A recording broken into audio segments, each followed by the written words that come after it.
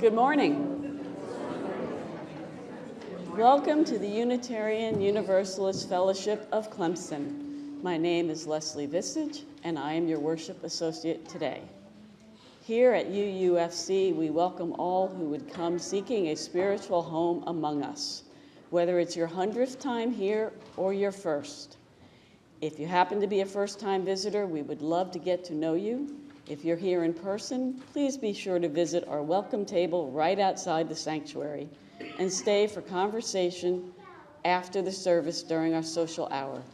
If you are at home and viewing us online, we would be happy for you to receive our newsletter so you can learn more about us. Find us at uufc.org. And I have a few announcements. If you look at the back of the order of service, there's a whole slew of them, but I'm going to highlight just a few. The first is the most important. Today, after the service, we will have a congregational meeting where we will take a vote about the ministerial candidate who is with us today, Reverend Holly Brown. And I need to make a note that if you're attending by Zoom, you needed to have requested your absentee ballot by email prior to the service. But hopefully you've done that, and all members, either here or by Zoom, will be able to vote. Next, there's going to be a hulu hike to Panthertown near Cashers on May 6th. See Sarah Summers for more information. And there's a movie with a message on May 19th. It will be Inside Out, and potluck starts at 5:45. The movie starts at 6:15. And the final announcement from the pulpit is there's a fundraiser for Parkinson on May 8th at Putt Putt Golf Oasis in Seneca. And if you have questions on that, see Elaine Faithful. And like I say, there's plenty more on the back of the order of service, and please read them because they have a lot of upcoming things that are all going to be a lot of fun. And as I said, our speaker today is our ministerial candidate, Reverend Holly Brown. Hopefully you were either here last weekend or during the week you've gotten to meet and interact with them. Reverend Holly is the interim minister at the UU Church in Tallahassee, Florida, and we are happy to have them here and very excited about the vote today. So with that, please rise and greet your neighbor and remain standing for our first hymn, Blue Boat.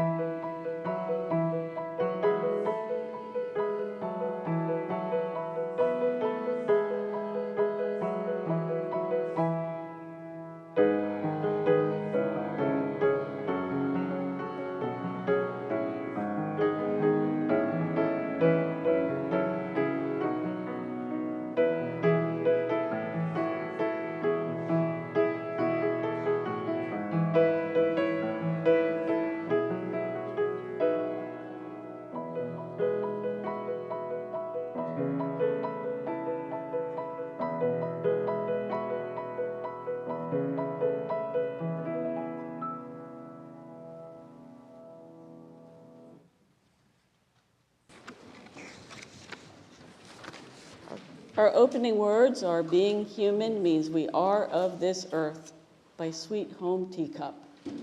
May we recognize and abandon the familiar attitudes and practices that do not serve the whole. We are who we are, and we have the opportunity to be who we want to be, to create new inheritance for the future. May our thoughts, words, and actions in our daily lives create a new inheritance for the future. May our thoughts, words, and actions in our daily lives assist in dismantling paradigms of oppression and suffering. May we give thanks for our individual place in time and space, to our families and our relationships that touch and change us. May we give thanks to the wise teachers who help us remember how to be, and to the chance to make it so. Underneath and within these stories and histories is our humanity. Being human means we are of this earth. We are these waters, we are fire and atmosphere. We are the sun and the moon and the stars. We are all that we see, and the wisdom is revealed by looking in between.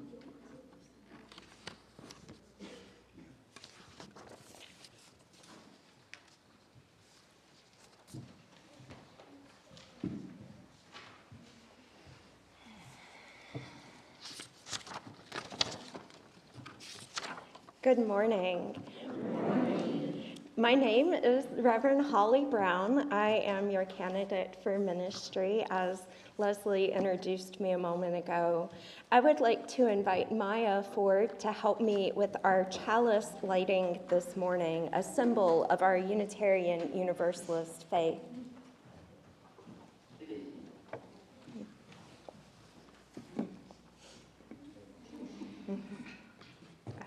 Thank you. Now let us share in reading the fellowship's affirmation that is shared in your order of service. We gather together in the spirit of love, with justice as our guide. This is our chosen covenant, to dwell together in peace, to seek the truth in freedom, and to care for one another.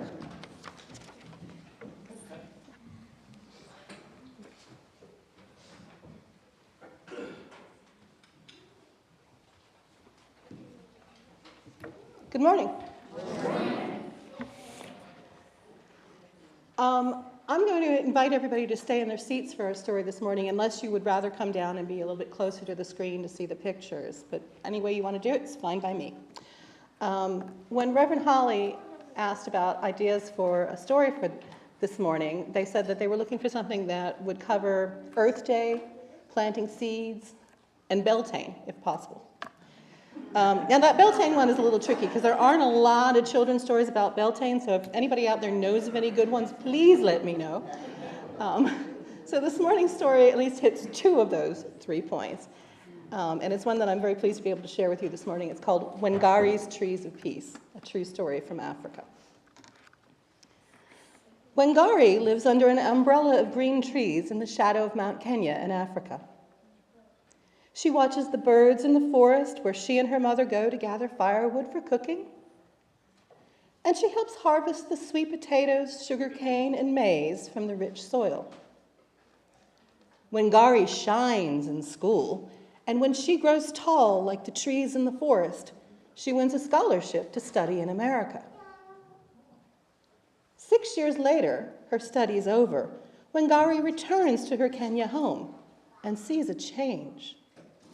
What has happened, she wonders. Where are the trees? Wangari sees women bent from hauling firewood miles and miles from home. She sees barren land where no crops will grow. And where are the birds?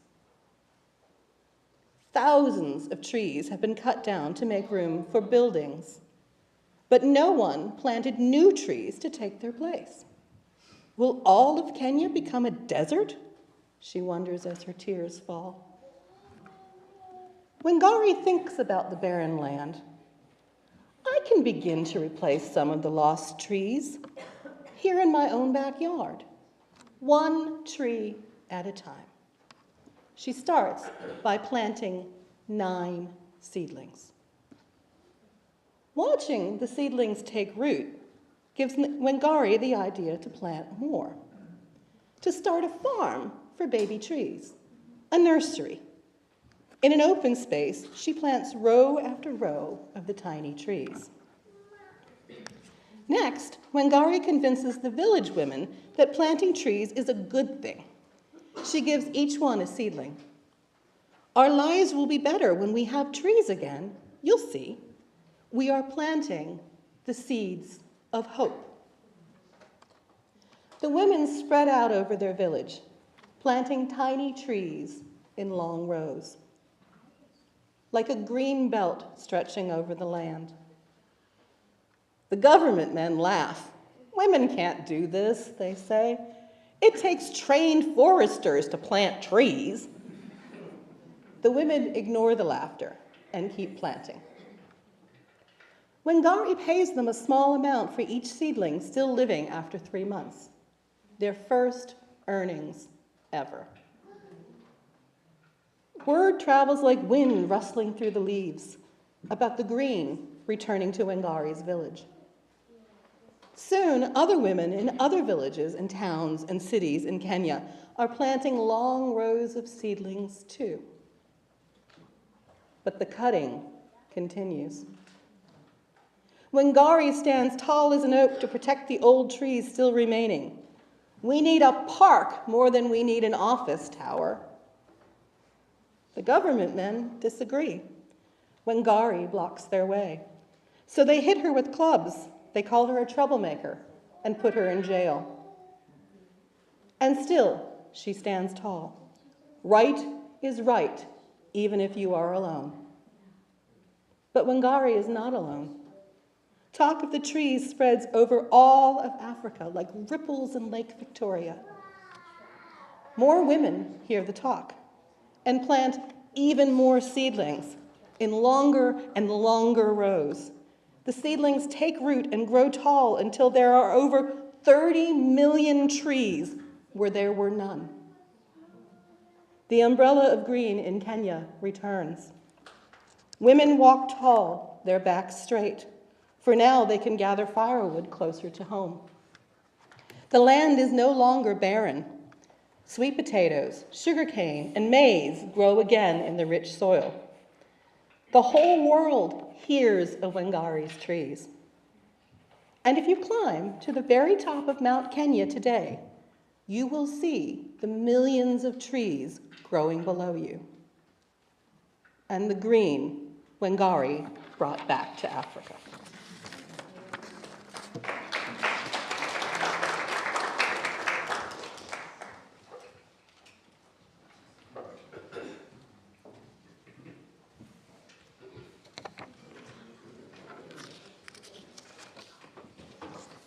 This is the time we set aside for the offertory in order to give towards the financial vitality of this community. Also, 25% of our weekly collection goes to an organization in the local community that we partner with. For the month of April, we are partnering with Habitat for Humanity. For those at home, you can go to the UUFC website and use the donation button. There you will see options for paying your pledge and donating towards the organizations we partner with. Thank you for your generosity.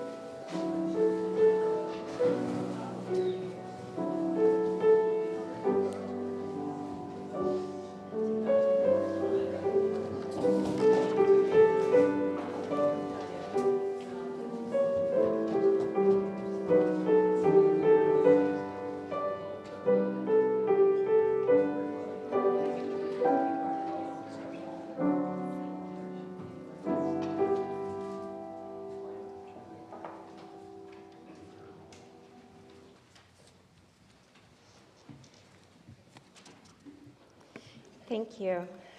I am going to ask Leslie if she would come forward and help me with adding stones for our joys and concerns that we lift up this morning. First off, we'd like to welcome any visitors that are here among us. Do we have to stand up? If any of you would like to introduce yourself, you're invited to stand up and wave or say your name, whatever you're comfortable with. But that's only if it's comfortable for you. Hello, everybody. My name is Tony. Happy to be here. I'm from Anderson. Welcome. Thank you. Thank you. Hello, everybody. My name is Jeff. I'm here with my wife, Rebecca, and our daughter, Helen. Welcome.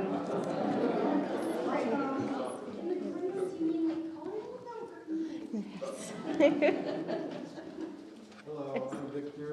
I'm from Seneca. Welcome.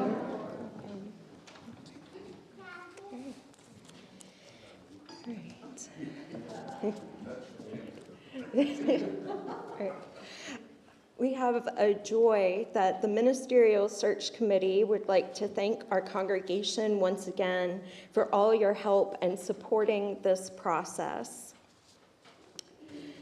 Have one from Kathy Crane, that I celebrate learning more about Harry Belafonte regretfully with the news of his passing. May this splendid man rest in peace. Another from Meg Williamson. Many thanks to all the dedicated volunteers who worked hard on the grounds yesterday and the Locavore picnic potluck that followed was wonderful reward. Oops, sorry, one was folded in half and I almost lost it, but I got it. All right, from Marty Bear, a joy that my brother is entering his third and last month of intense radiation and chemotherapy. He is upbeat about the year of recovery ahead. And then from Steve Africola, did I get that right? Okay. We are blessed to have dinner last night with our new friend. Thank you. And in addition to these joys and sorrows, we also lift up those that remain on our hearts today and those that have yet to be shared. Thank you. So, we have a special piece of music that's going to play as a video, and it's a little bit fun and upbeat, and so I would like to invite anybody that would like to do so to move around, to stand up and dance, or to stretch and just get your wiggles out, anything like that that you would like to do as the song plays.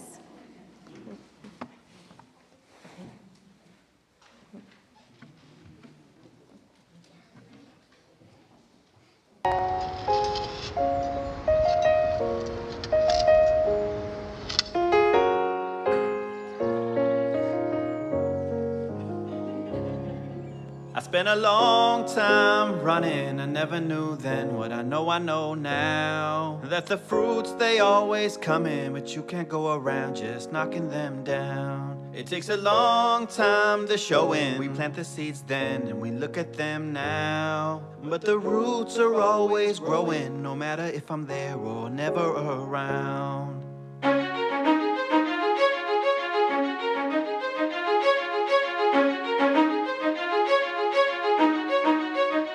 Whatever grows will grow, whatever dies will die, whatever works will work, whatever flies will fly, whatever fails will fail, what's meant to soar will soar. I am planting seeds, nothing It's like more. your whole life you've been training for this moment, and when the time comes you just disown it, meaning you just surrender, don't control it, not interested in the clay pots and mold it, or sitting next to the path trying to unfold it, or waiting for the fruits to fall down toward you. Let it go and now you're flowing, feeling quite gorgeous, so you take steps away instead of towards it. What a rush, feeling freedom with nothing to hold. We've been taught that what you touch will always turn to gold, and now we're learning when we let it go it overflows with no no credit to take, cause no credit is home. A higher power working deeper where the seeds are sowed, and when the seeds are true, then they're seeds of gold. But the real gold is joy when life starts to flow, and when it does, you just smile, cause now you know. I spent a long time running, I never knew then what I know now. Let the fruits, they always come in, but you can't go around just knocking them down. It takes a long time to show in. We plant the seeds then, and we look at them now. But the roots are always growing, no matter if I'm there or never around.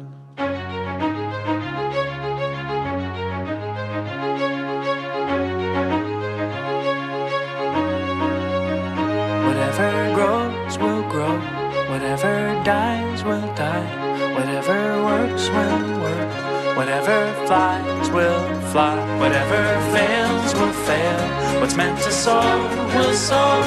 I am planting seeds. Whatever grows will grow. When it grows, it grows. Whatever dies will die. And when it dies, it dies. Come on. Works will if it works, it works. Whatever flies will let it fly, let it whatever fly. Whatever fails will fail. When it fails, it fails. What's meant to soar will soar. When it soars, it soars. I am planting seeds. Whatever grows will grow. Let it grow, let it whatever grow. Dies will die. When it dies, it dies. Whatever works will work. When it works, it works. Whatever flies will fly. Let it fly, let it whatever fly. Fails will fail. Fails, it What's meant fails. to soar will soar. Let it soar. I am planting seeds and nothing more.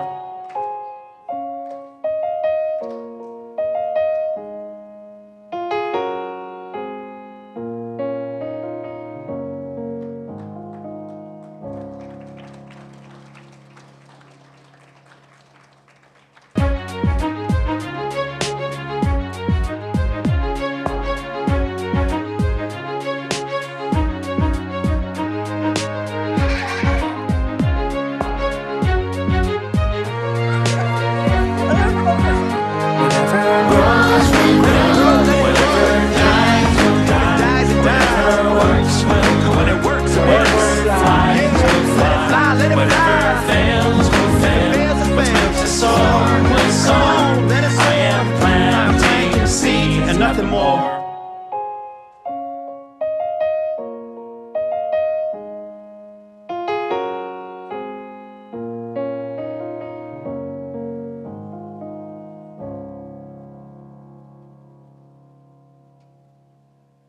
You know, when you smile, it just gives.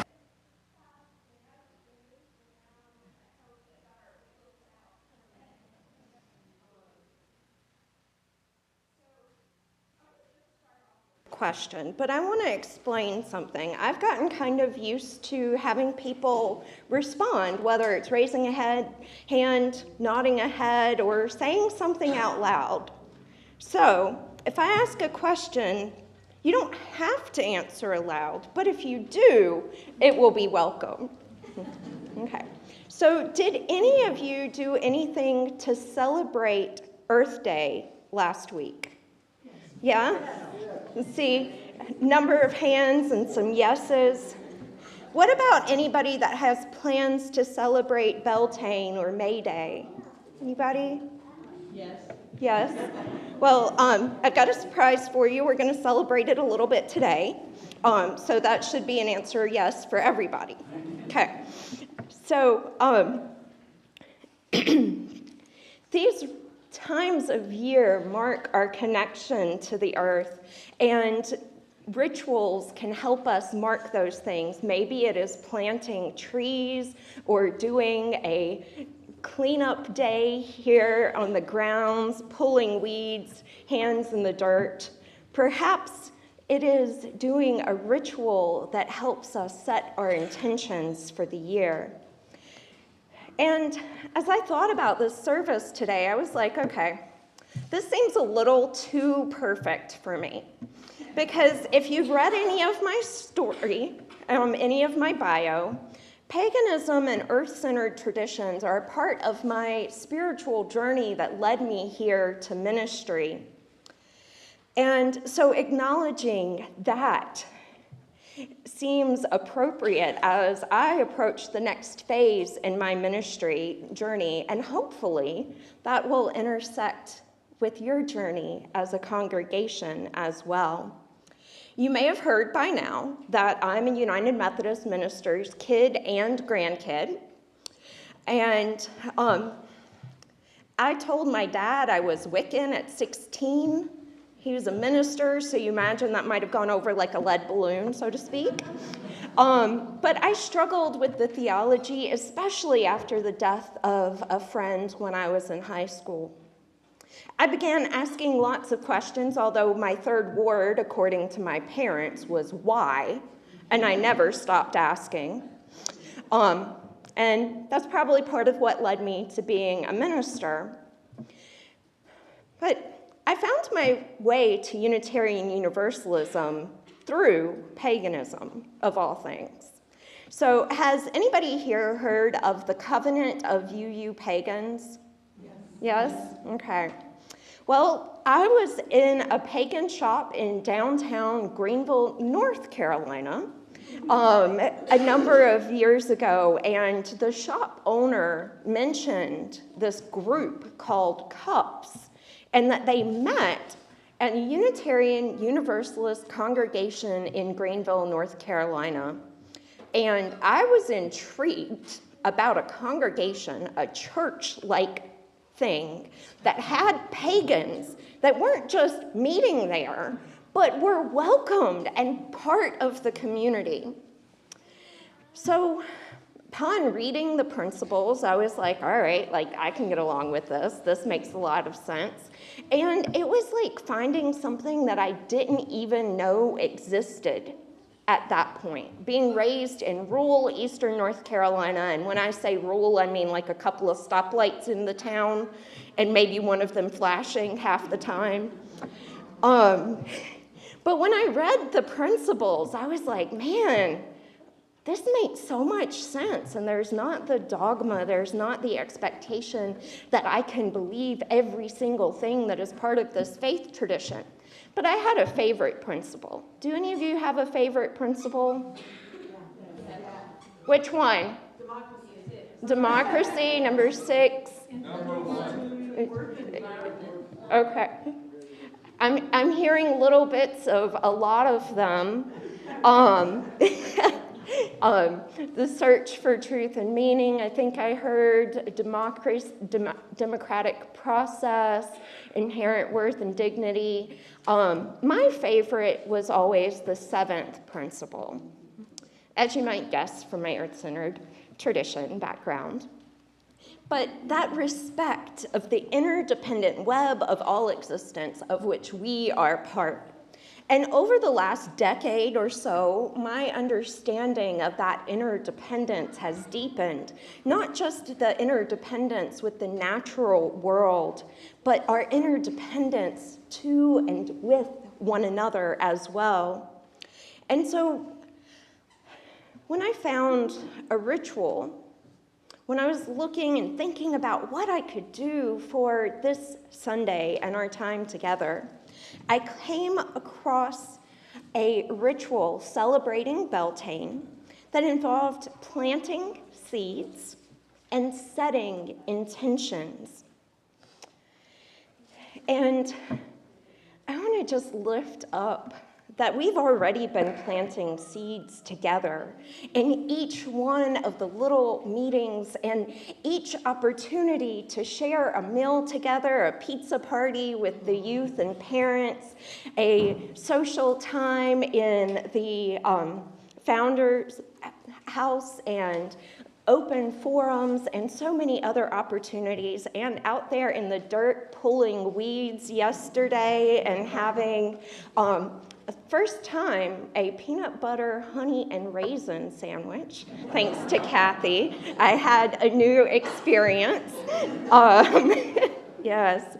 So I have, during this time, learned some of what is important to you all, where you spend your time, what you're passionate about, what you hold near and dear with this congregation. Your fellowship evolved from the section of the building back here that my understanding from Cecil during the buildings meeting was that some of it was built by the hands of the previous members of this congregation, which makes figuring out some troubleshooting a little bit fun, I'm told. But I've also learned about how you spend your time as a congregation. I even had an opportunity to talk via Zoom with 2 of the young adults that grew up in this congregation on the other side of the planet this week. So, all of these moments were like planting seeds together. They weren't labeled yet. We didn't know what they're going to grow into. We've got to wait a little bit longer to after service today to find out what might take shape. We have to plant it and see what will grow. And a little bit later in the service, you'll have the opportunity to engage in a seed ritual. We have some pieces of paper that have seeds embedded in them, and we'll have some paper and pencils that you can write down your intention for this next year, for the congregation, for yourself. But these will be flowers, some wildflowers that we'll plant in some planters. And so we know that they will bloom and provide beauty for a time, especially if we provide them with sunlight and water, those important things for them to take root. But these are seeds of possibility. Reminds me of the song that we just listened to and danced to. It's about planting seeds for a future that we might not ever see. 70 years, 100 years, 200 years into the future. Seeing what the possibilities could be that move beyond our lifetime, beyond these walls. What are the gifts that we as individuals, that we as Unitarian Universalist will leave for the future? Well, I cannot predict the future precisely. We can see the writing on the wall. There are impacts of climate change and political unrest that are affecting the world. There is literally fires and storms that are extreme with oceans rising. It is our gift to leave that for future generations, or will we leave something else?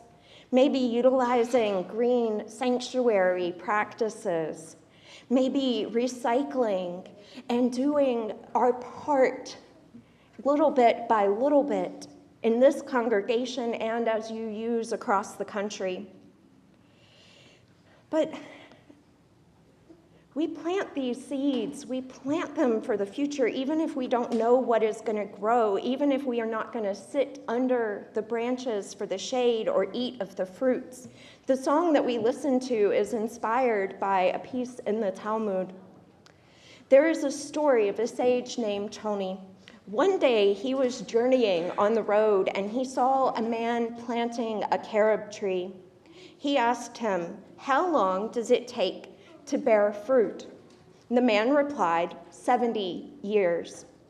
He then asked, "Are you certain that you will live another 70 years?" And the man replied, "I found carob trees in this world as my forefathers planted these for me, so I too plant these for my children."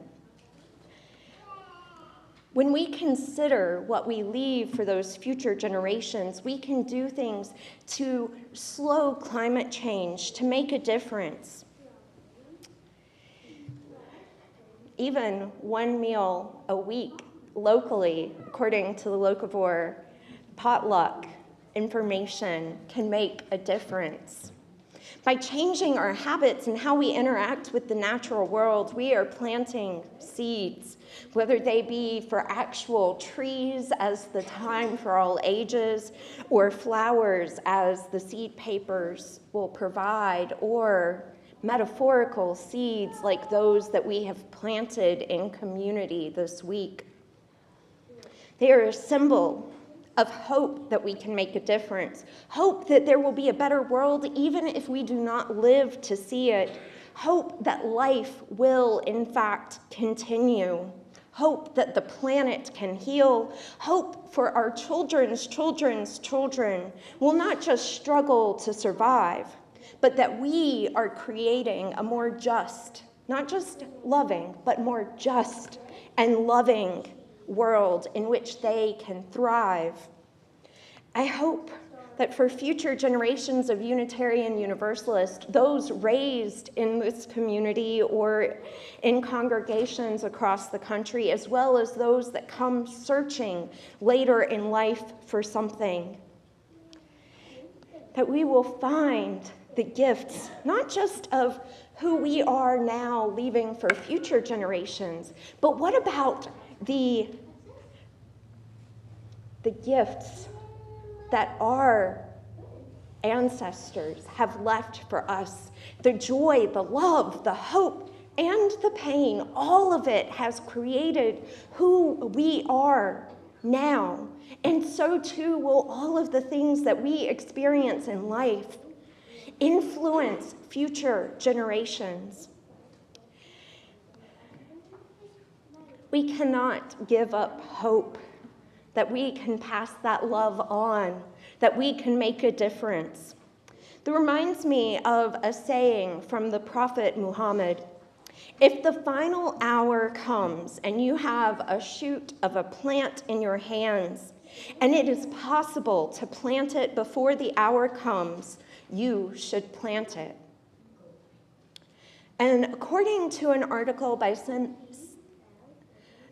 Dinamacri, there is a deeper meaning beyond planting seedlings that must be understood, not just about planting.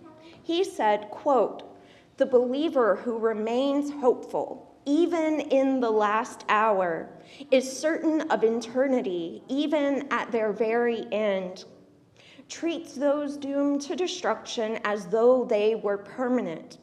They discern all that will turn to dust, die away, wither and wane with discernment that will eternalize each of them," end quote. So as I continued reading that article, it showed that living in each moment, because we don't know when our end will come. We don't know what the final hour for us as individuals or as humanity will come. But we still plant seeds. We still plant trees as though we have hope that things will continue.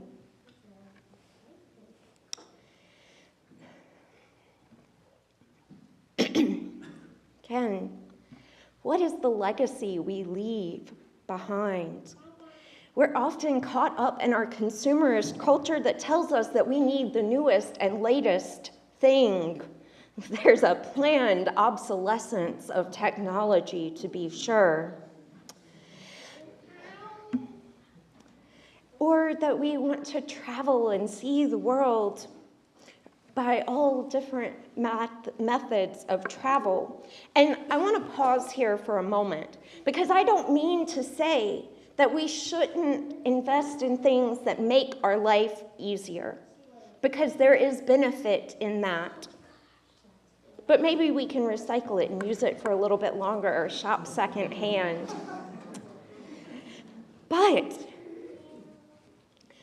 I also want to lift up that we can learn a lot by traveling, learning about different cultures, by spending time in different parts of the world.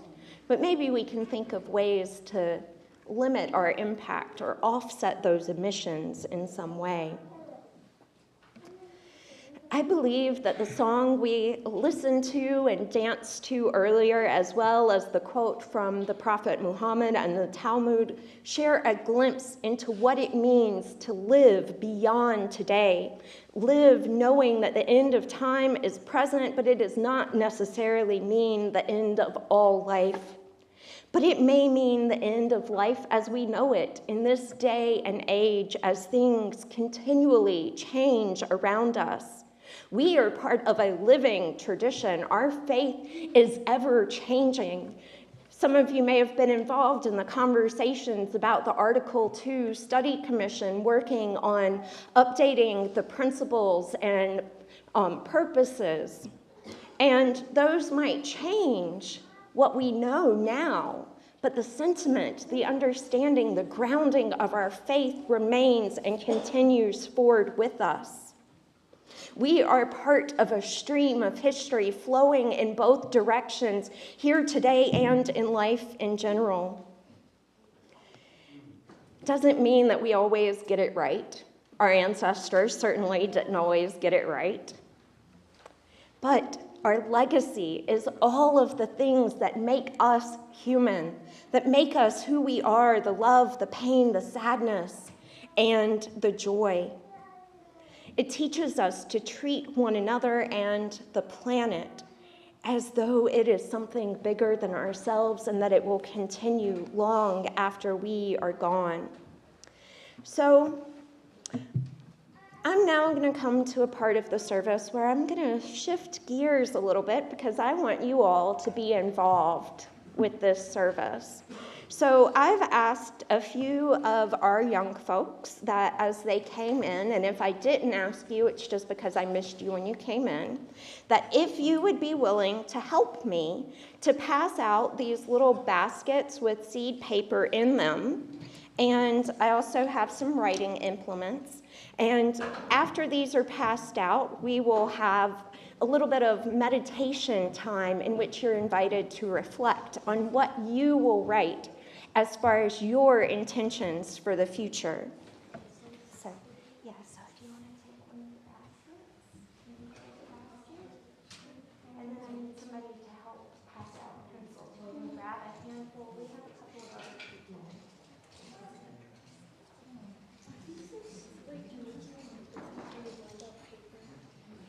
Well, they have seeds embedded in them.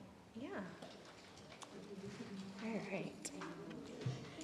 So, as our young ones come around, I invite you to take a butterfly or an earth piece of paper that has seeds embedded in it. And also make sure you have something to write with, whether you have something already with you or would like to take one of the pencils that are being handed out.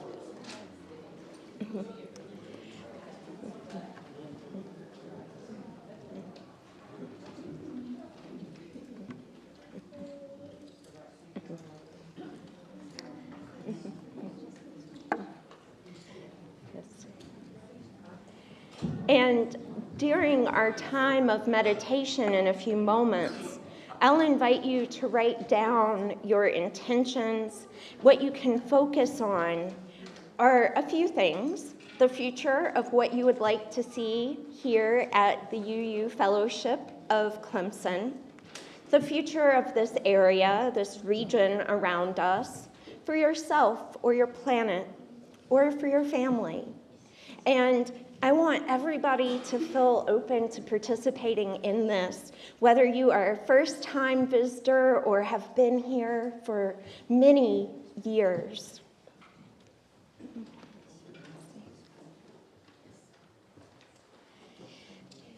And following our time of meditation, you'll be invited to leave while the postlude is playing in a little while after our closing words to plant your intentions in the planters that you may have seen in the hallway as you came in.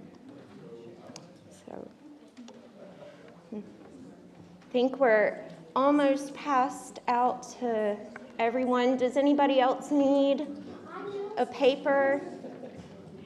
Yeah, make sure you get one for yourself from the kiddos.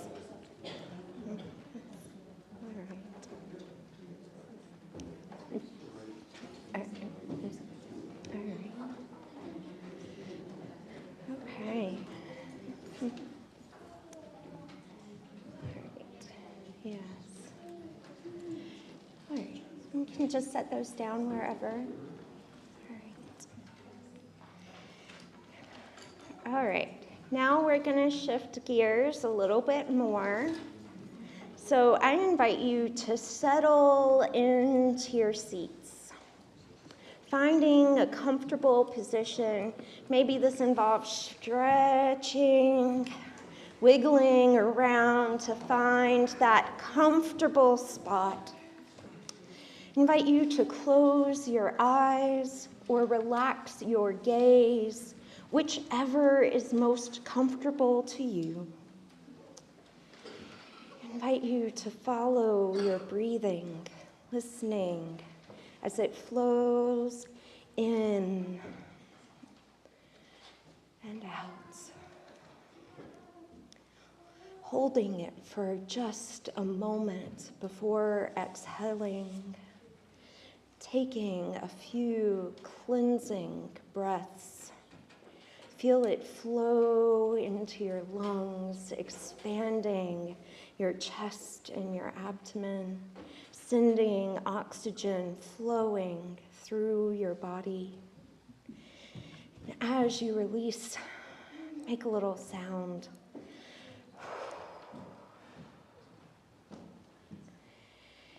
Let your body relax a little bit more with each breath, but try not to fall asleep. Visualize or imagine a seed.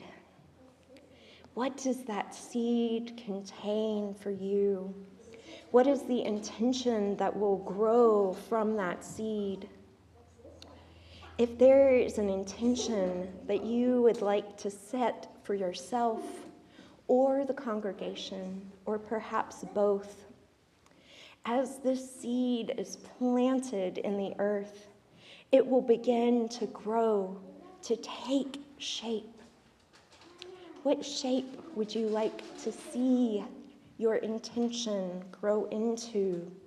It is first small and in the damp soil and under the right conditions, much as the seeds we will plant today. Water and sun and other elements will help it put down roots, grounding it, holding it in place as it pokes through the dirt to reveal the shape of what has until now been hidden inside. Today, when we plant these seeds, we know something will grow, but they also represent the opportunity to set our intention. When you think about the year ahead, what would you like to see happen? What do you hope will grow? This hope for the future, this intention, is not what you will represent on this piece of paper. It could be one or a few words, or even a picture or a scribble. Something that represents what you would like to see happen this year, or something that you could help happen this year. Keep that intention in your mind as you return to listening to your breathing, following that breathing as you slowly open your eyes and refocus and write something on the piece of paper.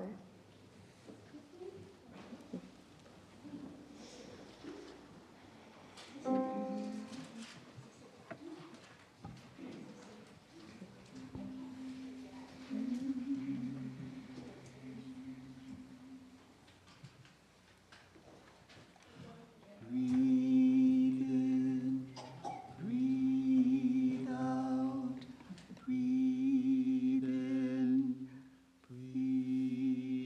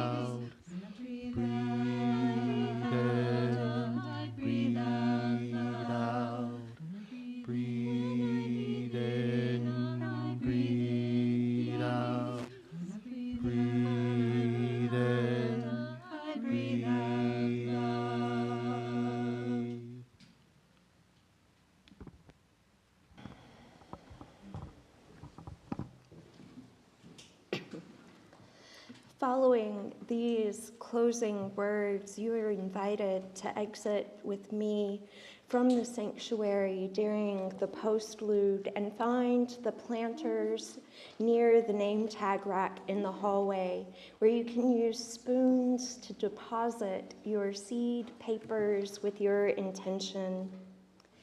And so these are our closing words as we extinguish this chalice. May we remember that we carry its light with us. May that light illuminate the gifts, illuminate the intentions that we carry with us in the world, both now and in the future. Go in peace and return in love. Amen.